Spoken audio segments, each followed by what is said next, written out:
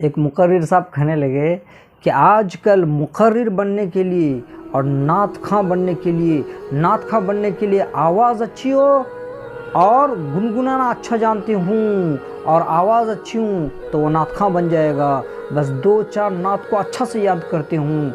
और मुकर्रिर बनने के लिए कोई ज़रूरी नहीं है कि वो हाफिज़ आलिम या मुफ्ती साहब बने, कोई ज़रूरी नहीं है, बस आवाज़ में दम होनी चाहिए। Then he will be the orator of Islam, वो मुकर्रिर इस्लाम बन जाएगा। तो इस टाइप के नाटक और ड्रामा चलते रहता है in the name of Islam. जाहिर सी बात है अगर वो अच्छे उस्ताद से तालीम हासिल ना किए हों और वो अच्छे मदरसे से अंडर गाइडेंस किसी टीचर के अंडर वो रहकर इल्म दीन हासिल ना किया हो। क्योंकि मैं भी एक खानका मदरसा में एक प्रोग्राम था, तो I was the anchor of that programme, मैं उस प्रोग्राम का संचालक था। तो कुछ भी जो he doesn't know anything about Islam बोलते हैं कारी साहब मुझे नात पढ़नी है और मुझे भी मौका दी जानी चाहिए।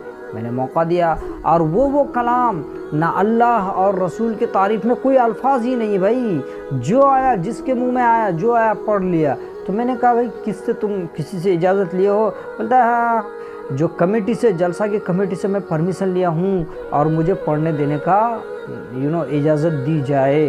तो इस टाइप के फ्रॉडिंग जब मुकर्रिर बनने के लिए अच्छे मुकर्रिर, हम ये नहीं कहते हैं कि भाई मुकर्रिर बनो, कोई ज़रूरी नहीं है, आमाल अच्छे रखो। आमाल की पूछ होगी, ये मुकर्रिर लोग नहीं बताते भाई, आमाल की पूछ होगी। आज आवाम भी जनता भी हमारी इस चीज़ से बेखबर है कि भाई उनको सिर्फ नजराना से मतलब है। आप जो आपके बच्चों को अच्छे से तालीम देते हूँ, जो आपके बच्चों को पढ़ाते हूँ, उनका ख्याल रखें आप, तो फिर इससे ना आपके बच्चों की तालीम में इंक्रीज़मेंट होगी, क्योंकि इससे बहुत ही फ़ायदा होगा। फिर एक तो मुकर्रिर बनने के लिए पहले इल्म की ज़रूरत है और उसके अंदर अच्छी सलाहियत की ज़रूरत है।